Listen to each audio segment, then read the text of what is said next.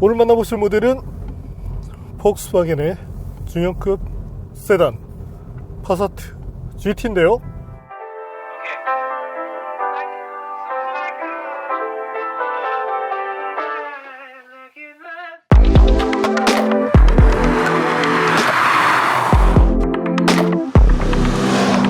It's been so long I didn't see you on mine. You change a lot, you look a different guy. I can't stop thinking about you since last night. Do you feel the same? Feel the same? Feel the same? Feel the same? Imagine if we did it right. Yeah, I feel like we could be so tight. We can fix it, it's gonna be alright. Do you feel me, baby? Baby, baby, look in my eyes, into my heart. I know I'm everything you pray for my love. Been waiting too long. 국내에 들어온 것은 페이스리프트 사양인데 그 때문에 조금 더 많은 것들의 변화가 눈에 띕니다. 실내 부분을 봤을 때 폭스바겐답지 않은 화려함을 보여주어서 좋은데요. 자, 현재처럼 주행이 지속되고 있을 때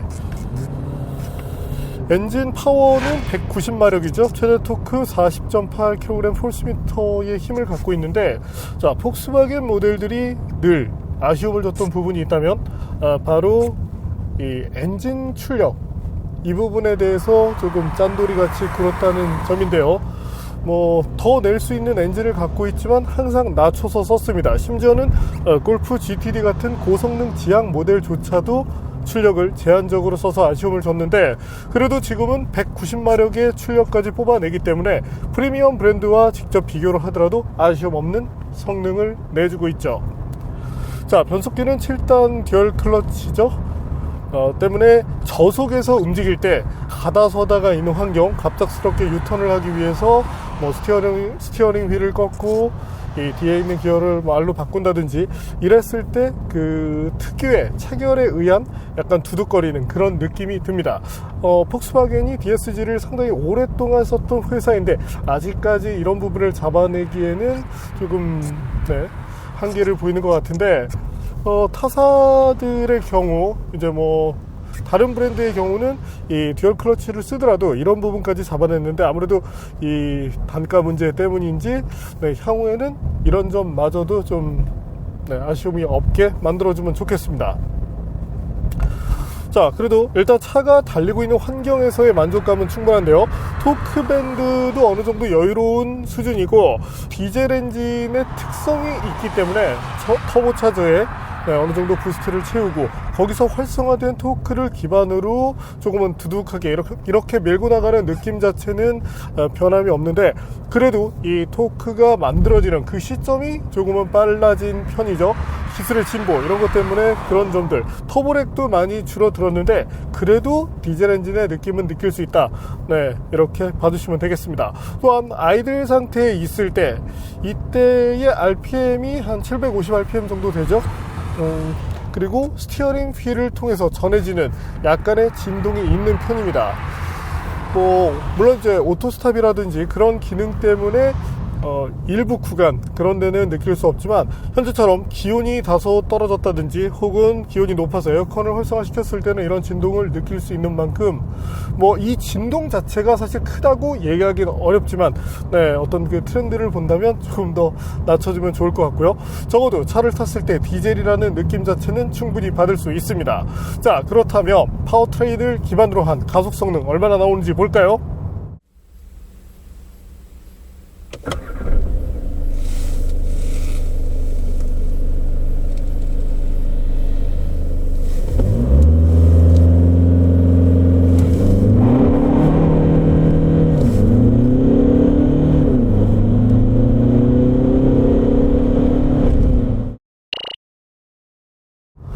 저희가 테스트한 결과 8.3초가 나왔는데 제조사 발표 수치인 7.9초 대비 조금 차이가 납니다.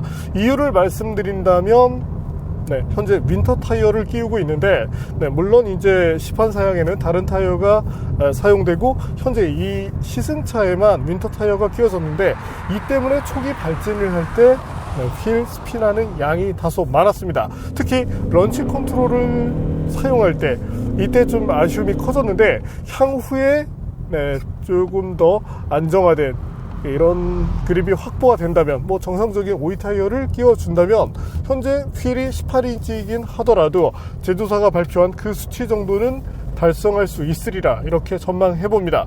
그래도 8초대 성능, 물론 이제 차가 달리고 있는 환경에서는 발진 가속과 다르기 때문에 제 성능을 다 뽑았을 수 있거든요.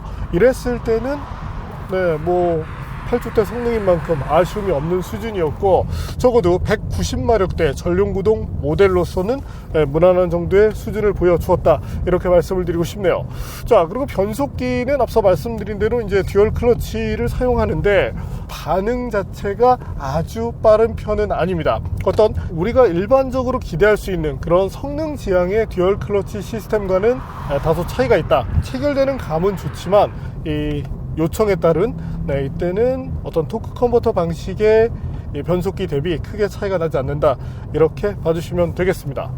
자, 그리고 폭스바겐도 그렇고 아우디도 모델들을 투입하지 않다가 이제 막 투입을 하고 있죠.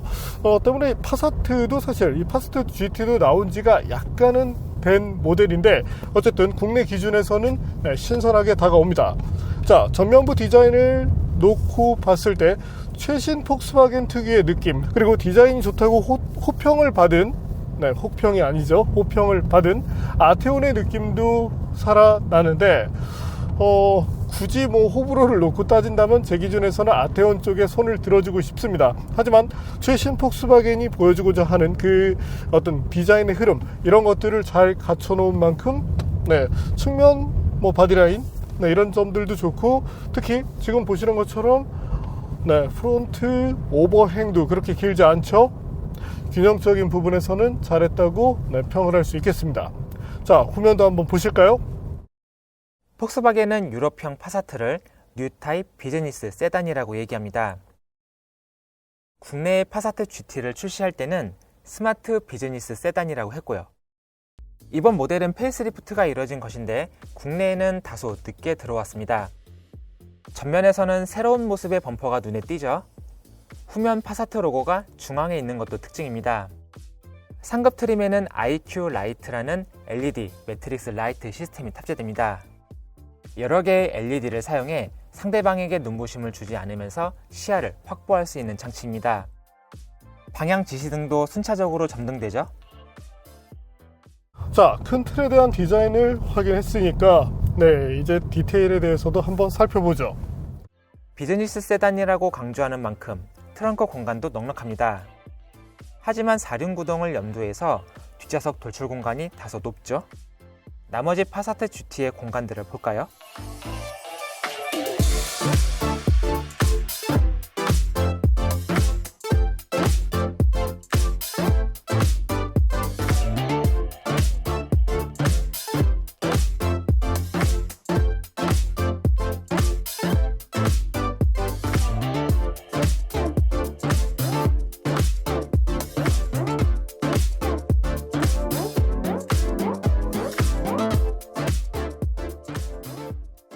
잠시 파사트 GT가 들려주는 감성 측면의 소리를 들어보겠습니다.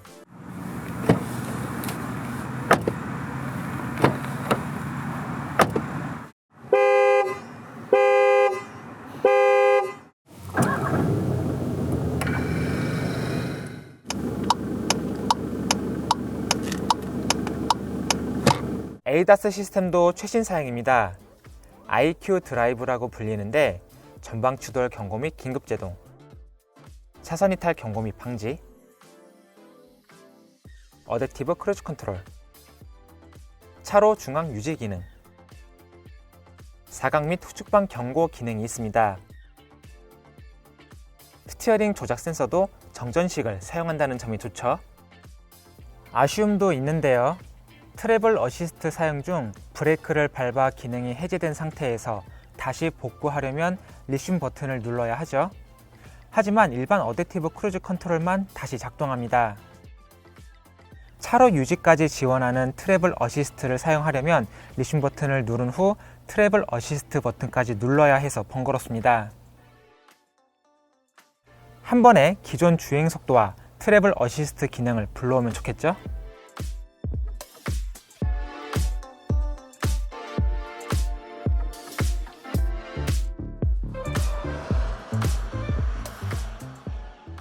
오늘 시승하면서 다소 좀 아쉬운 점이 바로 타이어인데, 아무래도 윈터 타이어가 채용된 만큼 이 코너링 때 퍼포먼스를 100% 다 읽어내기는 어렵습니다. 자, 서스펜션 같은 경우도 타이어의 영향을 일부 받게 되죠. 때문에 어떤 롤값 자체가 극대화돼서 이렇게 전해지진 않는데, 그럼에도 불구하고 중형차로서는 수준급의 어떤 코너링 감각, 이런 것들을 보여주고 있는데요. 특히 윈터 타이어가 지금 이제 알파인이기 때문에 노르딕 제품 대비 크게 이렇게 패턴 자체가 무너진다는 느낌은 주지 않습니다.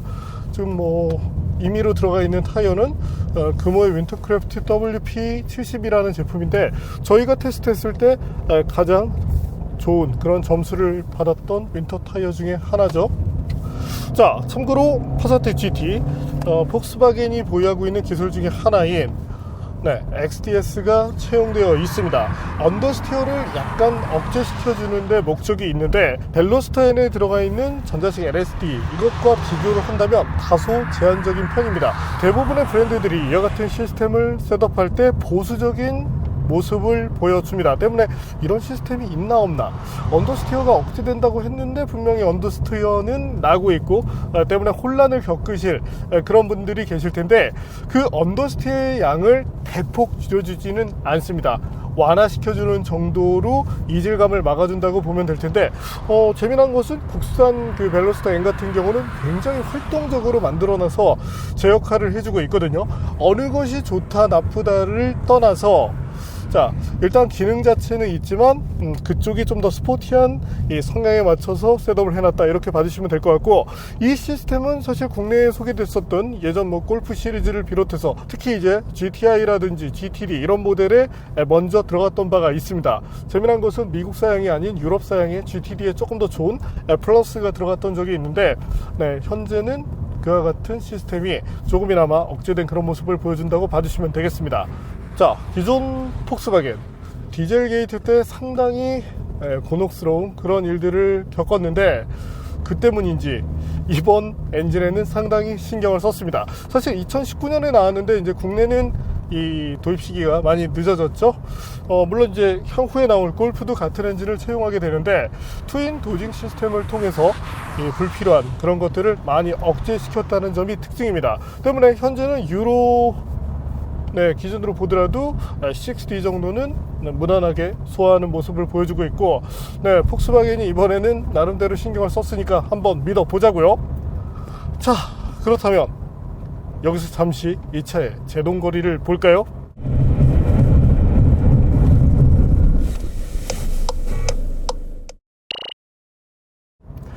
현재 보시는 것처럼 45m를 끊었습니다.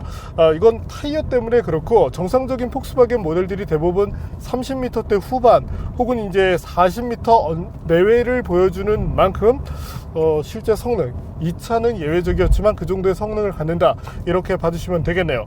그래도 폭스바겐은 타이어 쪽에서 오이 타이어에 대해서는 다소 좀 신경을 쓰는 브랜드인 만큼 어느 정도 이 시판차에서는 기대할 것들이 많지 않을까 싶네요. 저희도 향후에는 제대로 된 타이어로 한 번 더 시승을 해볼 수도 있겠는데요.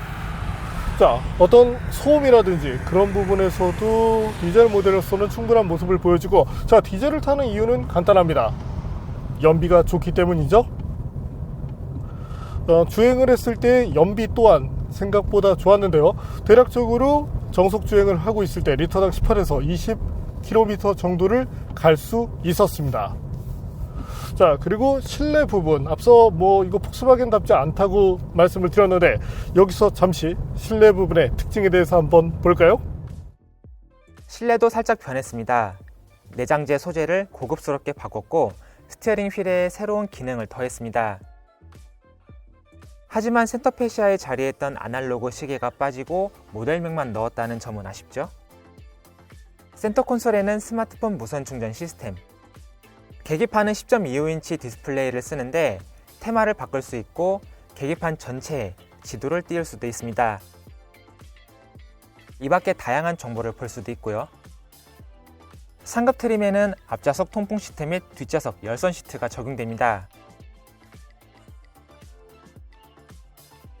여기에 헤드업 디스플레이, 열선 스티어링 휠, 파노라믹 선루프,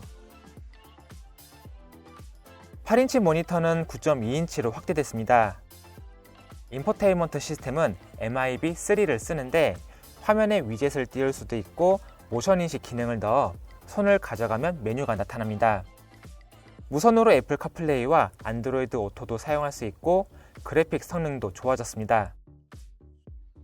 하지만 인터페이스를 조금 더 간결하게 구성하면 좋겠습니다. 후방 카메라 화질은 무난하지만 살짝 색 빠진 느낌이죠.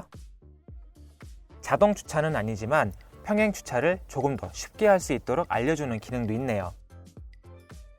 공조 장치는 터치식이며 손을 쓸어 온도나 풍향 조절을 할 수 있습니다. 개인적으로는 버튼율을 많이 줄여서 깔끔함을 추구했다는 점이 좋습니다. 다만 이 사운드 시스템 볼륨을 조절할 때 아무래도 버튼보다는 볼륨이 조금 더 직관적이기 때문에 볼륨 정도는 살려주는 게 어땠을까 싶긴 하네요. 그래도 손이 다가갔을 때 센서를 통해서 부가적인 어떤 기능을 보여준다든지 이런 점들은 잘했죠. 사실 이거 캐딜락에서 옛날에 했는데 캐딜락은 이런 거 티낼 줄을 모릅니다. 그리고 세련되게 만드는 건 역시 타사들이 낫네요. 스티어링 휠도 나름대로 뭐 폭스바겐 조금 산티났었는데 지금은 그런 것도 없고 어떤 컬러를 비롯한 소재의 선택도 나름대로 잘했습니다. 가죽도 탄탄한 느낌을 적당히 잘 살려서 좋고요. 시트의 형상 이런 것들도 전통적인 폭스바겐 스타일이고 눈으로 봤을 때 우리 기준에서 본다면 화려함은 없습니다. 어쩌면 딱 필요한 것만 구현하는 그런 독일차의 전형적인 느낌을 보여주고 있는데 그래도 공조장치 컨트롤러 이런 점들을 보면 나름대로 노력 많이 했죠. 승차감은 좋은 편입니다. 물론 이제 타이어가 지금 조금 더 승차감을 높여주는 그런 요소로 작용하고 있긴 한데 서스펜션 자체 또한 이제 차체가 만들어내는 그런 어떤 시너지를 통한 느낌을 말씀드린다면 중형차로서 프리미엄과 비교하기에는 다소 부족한 점이 분명히 있습니다. 자, 프리미엄이라고 얘기한다면 아우디 A4를 비롯해서 C클래스, BMW 3 시리즈 이런 차들인데요. 뭐 볼보 S60도 포함해서요. 그들과 비교를 한다면 조금 둔탁한 맛이 있긴 합니다. 서스펜션의 구조 자체로 놓고 본다면 전륜 맥퍼슨 스트럿에 후륜 멀티링크를 사용하는 만큼 구조적으로는 어떤 기본 구성 자체는 잘 갖췄죠. 하지만 어떤 셋업 자체가 약간이나마 성능 지향 이쪽으로 가 있는 만큼 핸들링이나 이런 점들 스티어링 휠을 돌렸을 때는 조금 가벼운 편인데 핸들링 자체가 크게 떨어지진 않습니다. 때문에 승차감 자체에 올인하고 있는 가령 폭스바겐 제타와 비교를 한다면 승차감 자체는 제타 쪽이 더 부드럽습니다. 쉽게는 좋다고 말씀드릴 수 있을 텐데 상급 모델로서 조금 더 안정감을 추구한 그런 감각을 전해주는 것이 현재 파사트 GT의 서스펜션이라고 말씀드리고 싶네요. 다만 이제 아테온 같은 경우가 이 댐핑 컨트롤 기능 그것도 무려 15단 조절이 있었던 만큼 파사트 GT도 좋지만 제 입장에서는 아테온이 조금 더 끌리는데요.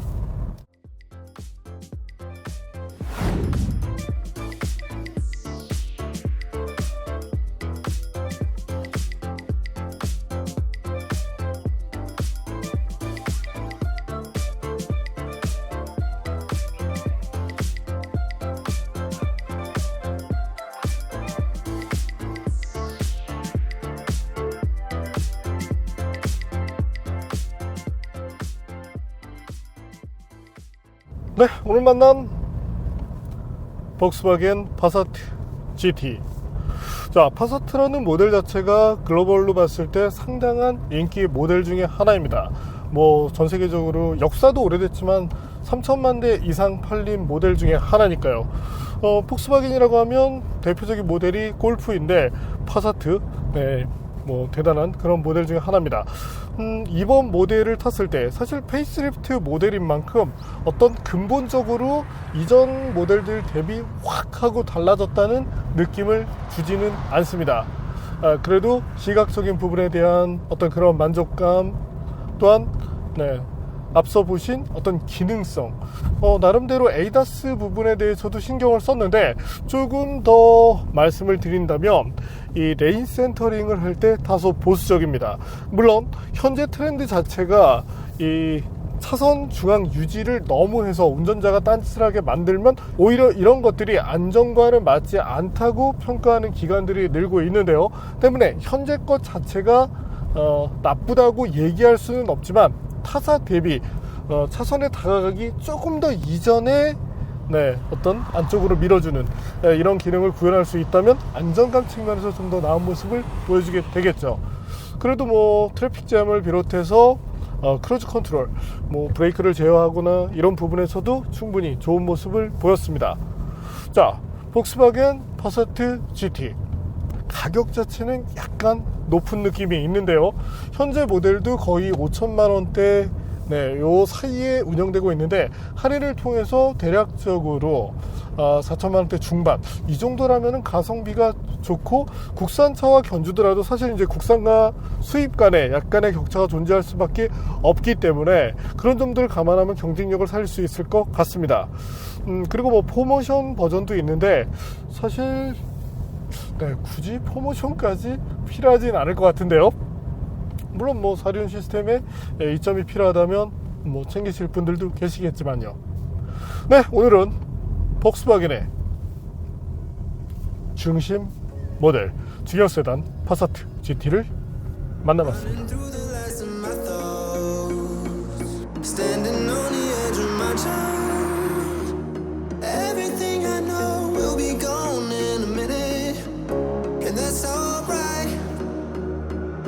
Running through the last of my thoughts, standing on the edge of my time.